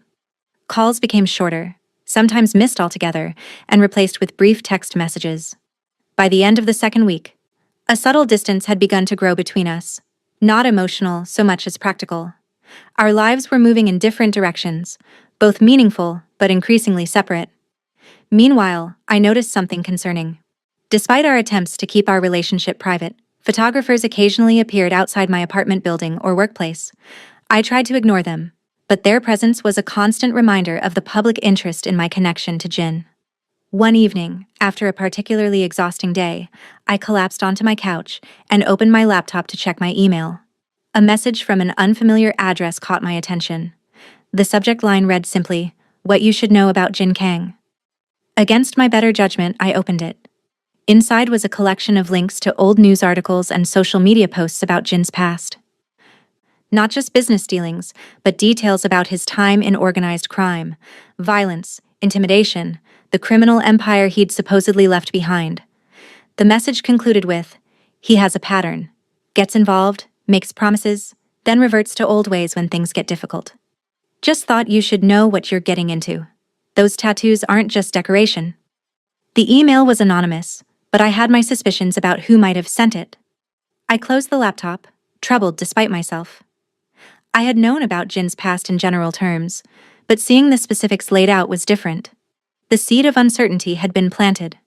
My phone buzzed with a text from Jin. "Sorry I missed our call again. Emergency meeting ran late. Talk tomorrow?" I stared at the message, suddenly feeling the full weight of the gap between our worlds. While I was grading papers and helping children learn to read, he was in meetings that could affect thousands of lives and millions of dollars. And somewhere in his past were things I couldn't fully understand, marked permanently on his skin. "No problem. Tomorrow works," I texted back, keeping it light. But that night, I found myself unable to sleep, my mind replaying both the anonymous email's warnings and Ji-yeon's visit weeks earlier. Had I been naive to think this relationship could work? Was I setting myself up for heartbreak by believing someone with Jin's past could truly change? The next day, Samuel found me distracted during our usual Sunday breakfast. "Earth to Natalie," he said, waving a hand in front of my face. "You haven't heard a word I've said." "Sorry," I sighed. Just tired. Samuel studied my face. This isn't about those photographers outside, is it? Or is it about Jin being away? Both? Neither. I pushed my food around my plate. I got this email. After I explained about the anonymous message, Samuel's expression hardened. That's messed up. Sounds like someone's trying to sabotage your relationship. Maybe, I conceded. Or maybe they're trying to warn me. Do you really believe that? Samuel asked incredulously. After everything Jin has done for our family? The way he looks at you? I shook my head. I don't know what to believe. That's the problem. Our lives are so different, Sam. He's literally on another continent right now making decisions that will affect thousands of people. And I'm here trying to help one child at a time learn to read. Plus, his past. Those tattoos are reminders of things I can barely imagine. Both those things matter, Samuel pointed out, just in different ways. And his past is past. He's not hiding it. But for how long will someone like him find my world interesting? I asked. What happens when the novelty wears off? Or when old patterns resurface? Samuel leaned back, considering his sister carefully. I think you're looking for reasons to push him away before he can hurt you. But from what I've seen, Jin isn't like other guys. He actually cares about the same things you do. Education, making a difference, and he's honest about where he came from. I knew my brother had a point, but the distance, both physical and circumstantial, was making my doubts harder to ignore. That evening, when Jin called as promised, I found myself holding back slightly, measuring my words. He noticed immediately. Is everything okay? He asked, his face concerned even through the video screen. You seem distant. I hesitated, then decided on honesty. I got an anonymous email yesterday. About your past. With details and suggestions that you have a pattern of reverting. Jin's expression darkened. That's completely inappropriate. Do you have any idea who sent it? I have suspicions, I admitted. But that's not the point. The point is it made me wonder if I really know what I'm getting into. If those tattoos are just decoration or warnings I should heed. And what do you think? Jin asked quietly.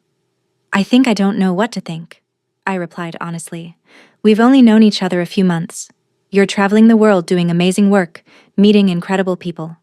I'm in a classroom helping kids sound out words. It's not hard to imagine you eventually realizing we're too different, or that old habits are hard to break. Jin was silent for a long moment. Do you remember what I told you that first night at the gala? About why I was drawn to you? I nodded slightly. Because you saw me as a person, not a fortune or a threat or a past I can't change. Because you're genuine in a way few people in my life have ever been. Jin leaned closer to the camera. Yes, our day-to-day lives look different. Yes, I have a past I'm not proud of, marked on my skin so I never forget. But the things that matter to us, education, making a difference, family, those align perfectly. And as for reverting, he smiled slightly. Natalie, every conversation with you reminds me why I chose to change. I'm not going anywhere unless you want me to. His words eased some of my anxiety, but not all of it. I'm sorry. I shouldn't have let an anonymous email get to me. No, I'm glad you told me, Jin said. We promised honesty, remember? That includes sharing our doubts and concerns. After we ended the call, I felt somewhat reassured. But the next morning, I opened my social media to find I had been tagged in dozens of posts overnight. Someone had leaked photos of me from college. Nothing scandalous, just normal party pictures of me having fun with friends. But they were being shared with captions suggesting I was a gold digger who had targeted Jin Kang despite knowing his dangerous past. Horrified, I immediately closed the app. My phone began ringing with calls from numbers I didn't recognize, reporters, most likely, wanting comments on the photos. I turned off my phone entirely, feeling sick. When I arrived at work, the principal called me into his office. Miss Johnson, he began awkwardly, I need to address the situation that's developing on social media. Those photos are from years ago, I explained. They're just normal college pictures being taken completely out of context. I understand that, the principal assured me, but we have a very strict policy about staff social media presence, especially for those working with younger children. Parents are already calling with concerns, some about the photos, others about your connection to someone with Mr. Kang's reputation. I felt my heart sinking. What are you saying? I'm not saying anything definitive at this point, he replied carefully. But the school board has requested a meeting to discuss the situation. Until then, we think it would be best if you took a few days of leave. It was happening again. My personal life affecting my professional opportunities. I left the school feeling numb, uncertain how things had spiraled so quickly. Unable to reach Jin due to his meeting schedule, I sent a brief text explaining the situation. His response came hours later. This is unacceptable. I'm having my legal team look into who leaked those photos. They'll also contact the school board to clarify the situation. While I appreciated his support, something about his response troubled me. It felt like he was treating this as a problem to be solved with money and lawyers, rather than understanding the emotional impact on me. When we finally connected by video that evening, Jin was clearly angry. My security team believes the photo leak and the anonymous email came from the same source, he said. We're closing in on who's responsible. Does it really matter who did it? I asked tiredly. The damage is done. I've been asked to take leave from a job I just started. People are calling me a gold digger online, and others are saying I'm naive for getting involved with someone with your past. Of course it matters, Jin insisted. Whoever did this needs to be held accountable. What I need right now isn't accountability, Jin, I said, my voice breaking slightly. It's understanding. My life is being turned upside down because of our relationship, and you're thousands of miles away dealing with it like a business problem. Jin's expression softened immediately. You're right. I'm sorry, I hate that you're going through this because of me, because of who I was. It's not because of you, I clarified. It's because of who you are in the world. There's a difference. They were both quiet for a moment, the reality of our situation hanging between us. I can come back early, Jin finally offered. The most critical meetings are done. My team can handle the rest.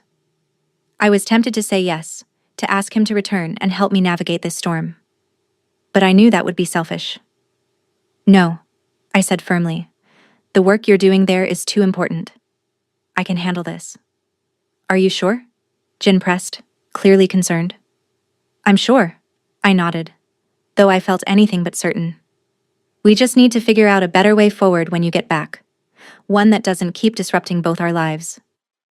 After we ended the call, I sat alone in my apartment, feeling the full weight of the challenges we faced.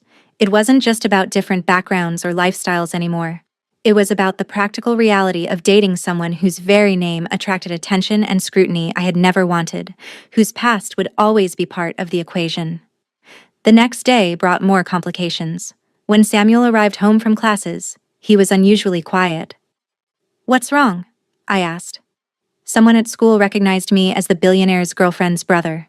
He admitted reluctantly.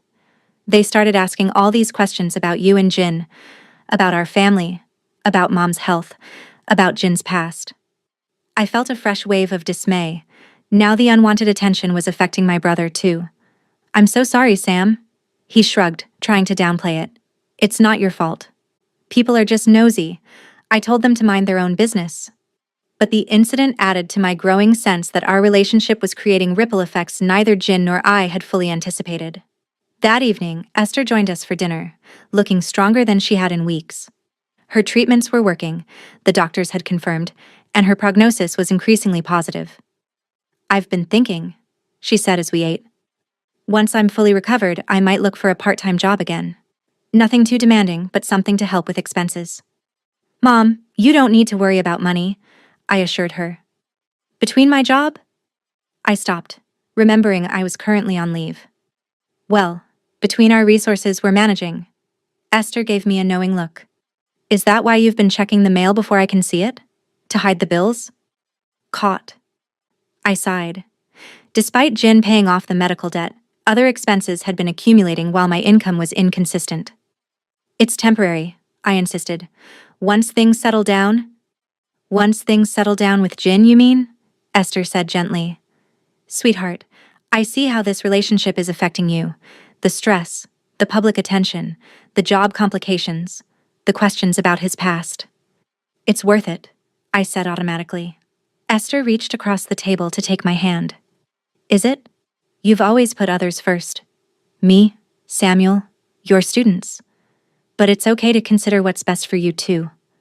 not just what you're willing to endure for someone else. The word endure struck me deeply. Was I enduring rather than enjoying this relationship now? The beginning had been magical, unexpected, and exciting. But reality had set in quickly, bringing complications I hadn't been prepared for. Later that night, unable to sleep, I made a decision. I needed space to think clearly, away from the daily reminders of how my life had changed since meeting Jin. I needed to determine whether what we had could truly work long-term, or if we were simply prolonging the inevitable realization that our worlds, and our pasts, were too different to merge successfully. I sent Jin a message. We need to talk when you get back. Until then, I think I need some space to think about everything that's happening. I care about you deeply, but I'm not sure this is working for either of us. Jin's response came quickly despite the time difference. I understand. I'll be back in 3 days. Whatever you're feeling, whatever concerns you have, we can work through them together. I'm not giving up on us. Natalie. His certainty should have been reassuring. Instead, it made me wonder if he truly understood the reality of our situation. Could determination and good intentions overcome the practical challenges we faced? Could someone with his past ever truly leave it behind? Or were we just postponing an inevitable goodbye? As I finally drifted off to sleep, I couldn't shake the feeling that the next few days would determine not just the future of our relationship, but the direction of my entire life. 3 days felt like an eternity as I waited for Jin to return. I used the time to seriously consider what I wanted, not just for our relationship, but for my life more broadly. The teaching position remained in limbo. The school board would meet the following week to make a final decision. Meanwhile, I focused on my credential coursework and spent time with my family, deliberately avoiding social media and news. On the day of Jin's return, I received an unexpected call from a blocked number. Against my better judgment, I answered. Natalie Johnson? A woman's crisp voice asked. Yes? This is Victoria Winters from the Chronicle. I'd like to offer you an opportunity to tell your side of the story before we publish our piece tomorrow. My stomach tightened. What piece?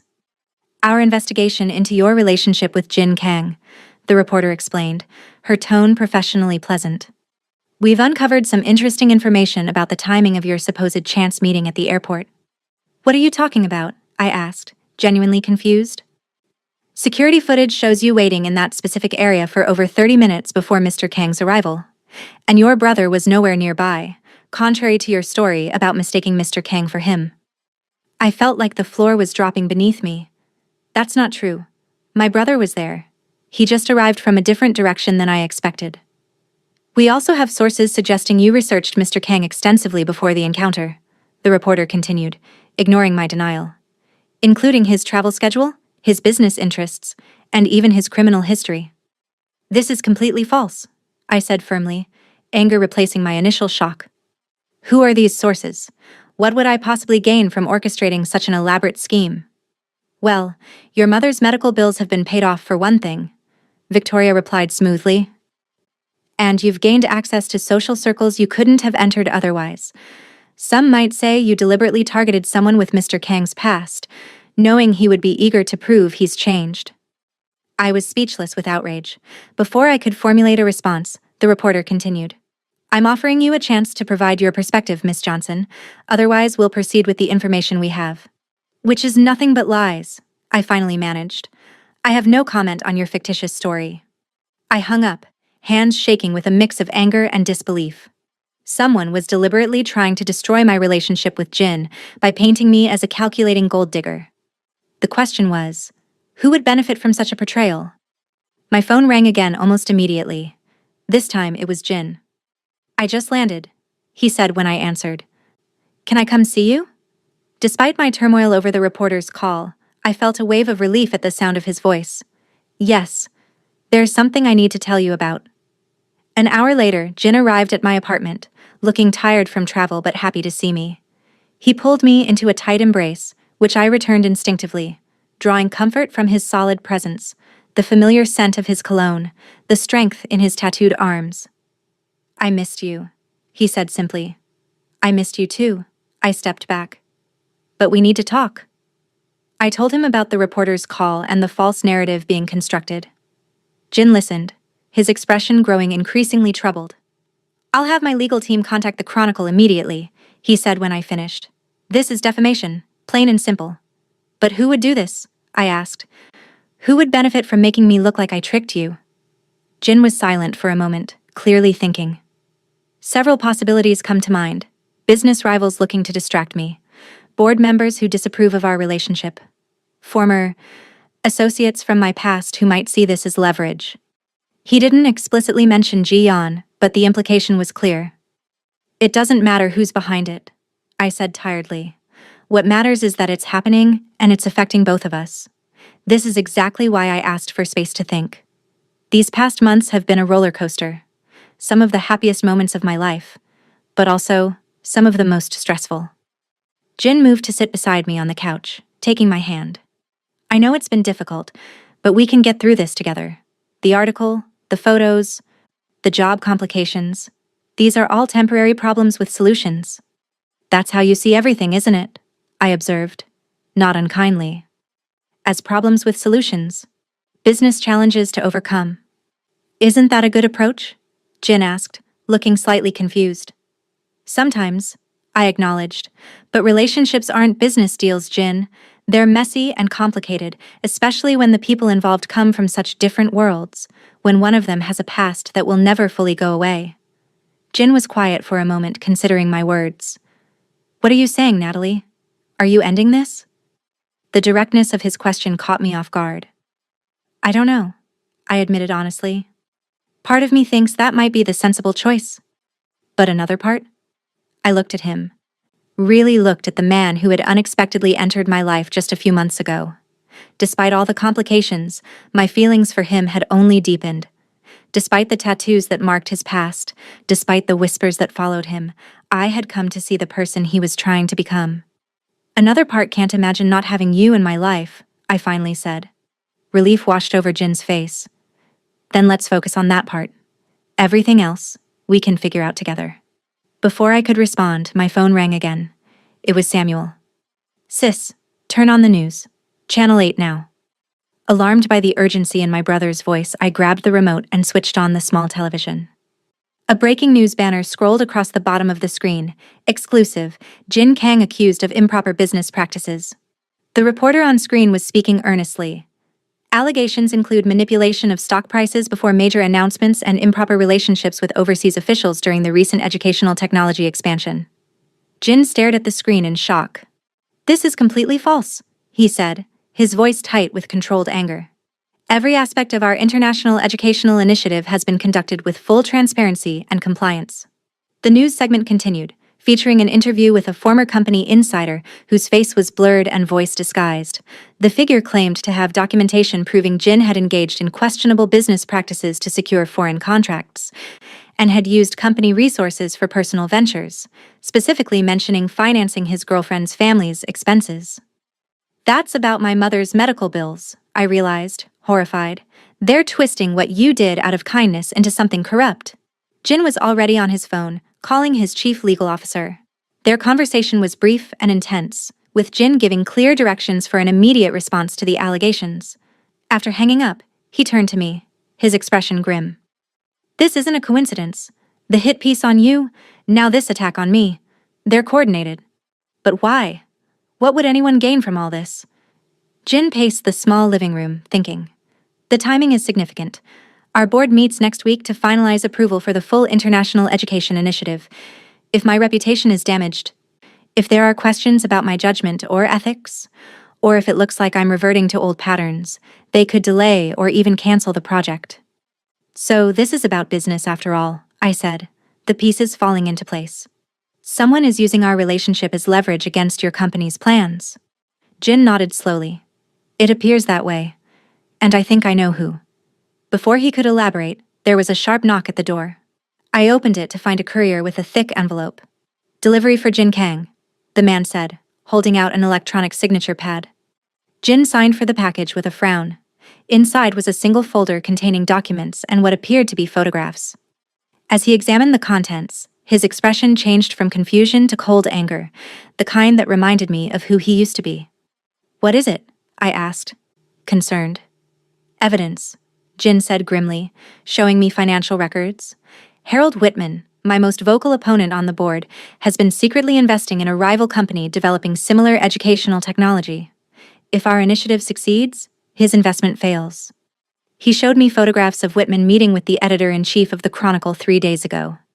So he's behind all this, I said, stunned. The anonymous email, the photo leak, the false stories about both of us. It appears so.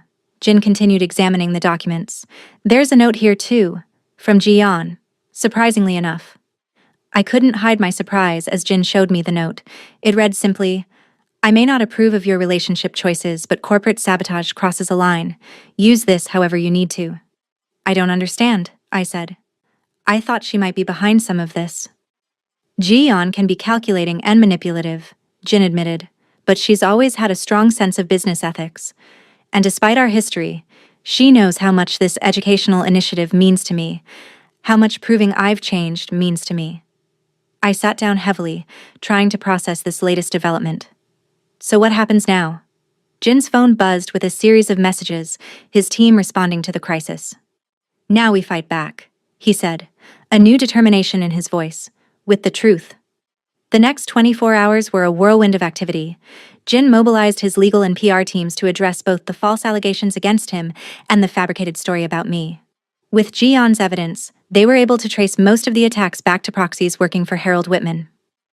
By the following evening, the narrative had begun to shift. The Chronicle published a retraction of their planned story about me, acknowledging their source had provided unverifiable information. The business news channels were now reporting on the apparent conflict of interest within Jin's board, with several major shareholders publicly supporting him. I watched it all unfold with a strange sense of detachment. While relieved that the false accusations were being addressed, I couldn't shake the feeling that this episode revealed something fundamental about what a relationship with Jin would always entail: scrutiny, politics, and public battles I had never wanted to fight. When Jin finally returned to my apartment after a day of emergency meetings, he looked exhausted but triumphant. Whitman has resigned from the board, he announced. 3 other members who supported him have apologized and pledged to approve the educational initiative. We've won. That's wonderful, I said sincerely. I'm happy for you, Jin. I know how important this project is. Jin studied my face. But? I took a deep breath. But this whole situation has made me realize something important. This is your world. Corporate politics, media battles, public scrutiny. You navigate it brilliantly because you've had to learn how, both in your business life and before that. I haven't, and I'm not sure I want to. What are you saying? Jin asked quietly. I'm saying I need to be honest with myself and with you about whether I can handle being part of your life long term. Not just the good parts, but all of it. The photographers, the rumors, the business rivals using me to get to you. The constant reminders of your past. Jin moved closer, taking my hands in his tattooed fingers gentle on mine. Natalie, I can protect you from most of that. With time, the media interest will fade.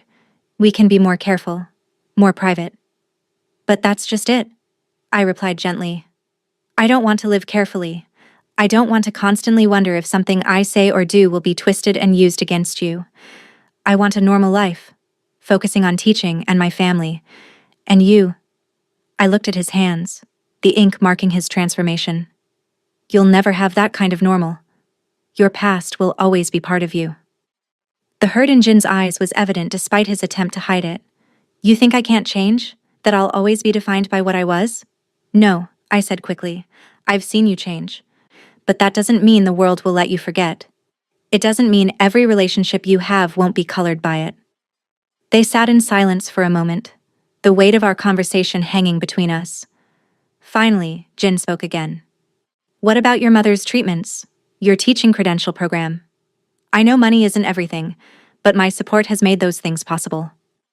The question stung, though I knew he hadn't meant it as manipulation. We managed before I met you, I said quietly. We'll find a way to manage again if necessary. Jin looked genuinely distressed. I didn't mean it like that. I'm not trying to use financial support as leverage. I want to help. I want to be part of your life, Natalie. All of it. The struggles and the joys. I know, I said softly. And that's what makes this so hard. Outside, Rain had begun to fall, pattering against the windows. In the small apartment, two people from vastly different worlds sat together, facing a decision that would change both their lives. "I'm not giving up," Jin finally said. "Not unless you tell me definitively that's what you want, but I will give you the space you asked for. Time to decide if what we have is worth fighting for." I nodded, unable to speak past the tightness in my throat. Jin stood, clearly reluctant to leave but respecting my need for space. At the door, he turned back to me. "For what it's worth," he said, "meeting you was the best thing that's happened to me in years. Whether you believe it or not, you've changed me, Natalie. You've reminded me what really matters. You've made me believe I could truly leave my past behind."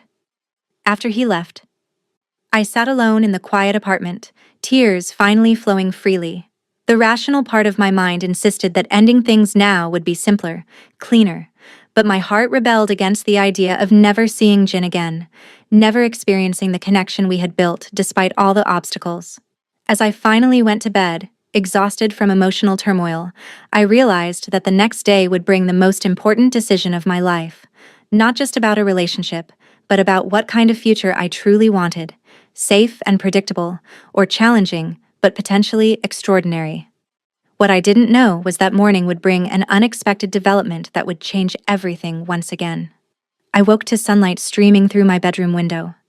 After the emotional turmoil of the previous day, I had slept surprisingly well, as if my subconscious had already made the decision my conscious mind was struggling with. I made coffee and sat by the window, watching the city come to life below. My thoughts turned to Jin, his determination, his integrity in facing the false accusations, the way he had respected my need for space despite clearly wanting to fight for our relationship. Whatever I decided, I knew I had been fortunate to know him. My phone buzzed with a text from Samuel. "Mom and I are going to the park for a walk. Join us?" The normality of the invitation was appealing after days of drama. "Be there in 30, I replied. The small neighborhood park was peaceful on Sunday morning, with families strolling along the paths and children playing on the swings. I spotted my mother and brother on a bench near the central fountain, both looking relaxed and happy. "There she is," Samuel called as I approached, "the woman of the hour." "Please tell me there isn't more news," I groaned, sitting beside them. "Not about you specifically," Esther said, handing me the morning paper, "but about Jin." The front-page business section featured a detailed exposé of Harold Whitman's conflict of interest and attempted sabotage of Jin's educational initiative. The article painted Jin as a principled CEO fighting corporate corruption, noting that his relationship with a teacher from a modest background had been weaponized in an attempt to derail his humanitarian business goals. It even mentioned his past, framing the education initiative as proof of genuine transformation. "They actually got most of it right," I said, surprised. "And they described me as a teacher rather than the airport hugger. That's progress, I guess." "Have you decided what you're going to do?" Esther asked gently. I sighed. "I've been thinking about it all night. Part of me believes ending things would be simpler for everyone. But another part loves him," Samuel suggested. The directness of the question caught me off guard. Did I love Jin? We had never used that word with each other, cautious perhaps about moving too quickly in a relationship already complicated by external factors. "I care about him deeply," I said carefully. "But love requires more than just feelings. It requires compatibility, shared values, similar goals." "Which you and Jin have," Samuel pointed out. "You both care about education, about making a difference. You're both loyal to family. You're both stubborn as hell," he added with a grin. "Samuel's right," Esther said, surprising me. "I've watched you two together. Behind all the surface differences, you connect on what truly matters. His past doesn't define him. It's part of his story, but not the whole story." "But Mom, you've seen how complicated this has been," I protested. "The media attention, the job issues, the stress, the constant reminders of his past." Esther patted my daughter's hand. "Life is always complicated, sweetheart. The question is whether what you gain is worth what you endure." She smiled slightly. "And whether you're stronger together facing those complications than you would be apart." As I considered my mother's words, a commotion near the park entrance caught our attention. A small crowd had gathered. People pointing and taking photos with their phones. "What's happening?" I asked, standing to get a better view.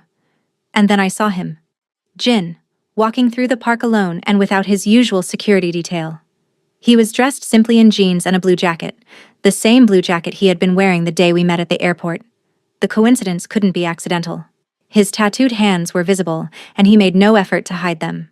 He spotted me and changed direction, walking purposefully toward our bench. People in the park recognized him, some taking photos, others whispering to each other. But for once, Jin seemed completely unconcerned by the attention. "I know you asked for space," he said when he reached us, slightly breathless as if he had been hurrying, "and I planned to give it to you. But then I realized something important." "What's that?" I asked, my heart racing despite myself. "That sometimes the right thing isn't the careful thing." Jin glanced around at the curious onlookers, then back to me. "I've spent years being careful, calculating risks, managing perceptions, hiding my past, trying to prove I've changed. Until you hugged me in that airport and turned everything upside down." I couldn't help smiling at the memory.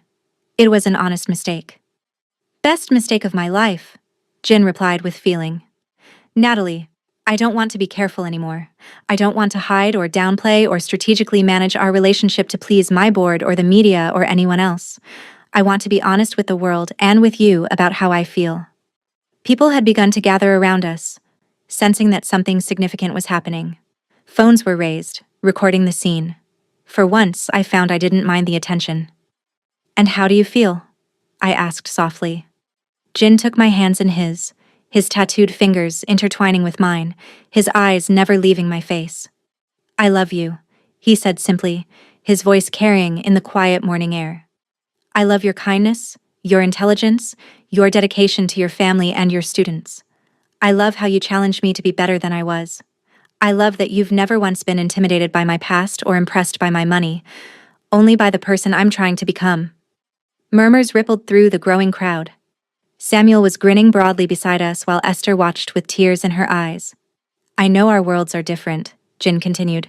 "I know there will be challenges. I know my past will always be part of who I am."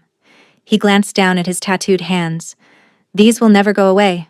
The whispers might never stop. But I also know that what we have is worth fighting for. So I'm standing here in public, not caring who sees or what they think, asking you to give us a real chance." I was momentarily speechless, overwhelmed by both his words and the public nature of his declaration. In that moment, I realized something important. The Jin Kang standing before me, vulnerable and honest, was far removed from the cautious businessman who had first given me his card at the airport. He had changed, just as I had. "I don't need grand gestures or public declarations," I finally said, "but I appreciate what this means for you, choosing to be open despite the risks." "That's not an answer," Jin pointed out, a hint of anxiety in his voice. I smiled, suddenly certain of my decision. "Yes," I said clearly.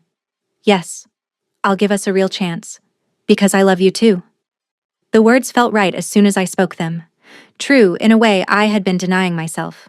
Jin's face lit up with joy, and without hesitation he pulled me into his arms and kissed me right there in the park, with dozens of strangers watching and recording. When we finally broke apart, both slightly breathless, I became aware of applause erupting around us. People were cheering, taking photos, some even wiping away tears at witnessing what appeared to be a real-life fairy tale moment. "Well, that's going to be on the internet in about 5 minutes, Samuel joked, but his eyes were warm with approval. "I don't care," Jin said, his arms still around my waist.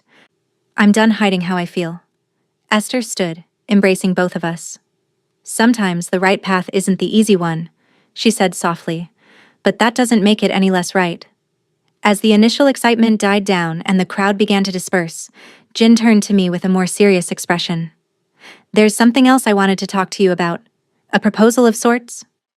"That sounds serious," I replied, suddenly nervous. "Not that kind of proposal," Jin clarified with a smile. "At least not yet. This is about your teaching career." He explained that during his trip to Kenya, he had been particularly impressed by a community school that was achieving remarkable results despite limited resources. The school's director had mentioned wanting to establish a teacher exchange program with American educators. "They're looking for someone with elementary education background to help train their teachers in new literacy methods," Jin concluded. "When they described what they needed, I immediately thought of you. I blinked in surprise. Me? But I'm still working on my credentials. Which you could continue online while gaining international teaching experience, Jin pointed out. It would be a 6-month position initially, with the possibility of extension if it works well for everyone. 6 months in Kenya, I repeated, trying to process the idea. That's a huge change. I know, Jin acknowledged, and if it's not something you're interested in, that's completely fine. But I thought it might be an opportunity that combines your teaching passion with a chance to make a difference on a broader scale. And where would you be during these 6 months? I asked, already suspecting the answer. Jin smiled. As it happens, my company is establishing our African headquarters in Nairobi, about an hour from the school. I'll be spending significant time there over the next year as we implement the Educational Technology Initiative. Samuel laughed. Smooth, man. Very smooth. I couldn't help laughing too. So we'd both be in Kenya, working on separate but connected projects? Building something meaningful together but maintaining our individual professional identities? That's the idea, Jin confirmed. It seemed like a potential solution to some of our challenges, a fresh start away from the media circus here. A chance to build something together in a place where my past matters less than what I'm trying to create for the future. The idea was both terrifying and exhilarating, leaving everything familiar behind, taking my teaching ambitions to an international level, building a relationship with Jin in a completely new context. It was a bigger leap than I had ever contemplated. What about Mom's treatments? I asked, the practical concern immediately surfacing. All arranged, Esther answered before Jin could speak. Dr. Patel says I'm responding so well that we can space out the remaining sessions significantly. The cancer is in remission. And I'll be here, Samuel added, squeezing his mother's shoulder. Someone has to keep Mom out of trouble. Plus, Kenya has excellent hospitals if your mother wants to visit, Jin added. I've already checked, and the position comes with comprehensive health insurance that would cover her if she needs treatment while visiting. I shook my head in amazement. You've thought of everything, haven't you? I've tried, Jin admitted, but ultimately, this is your decision, your career, your path.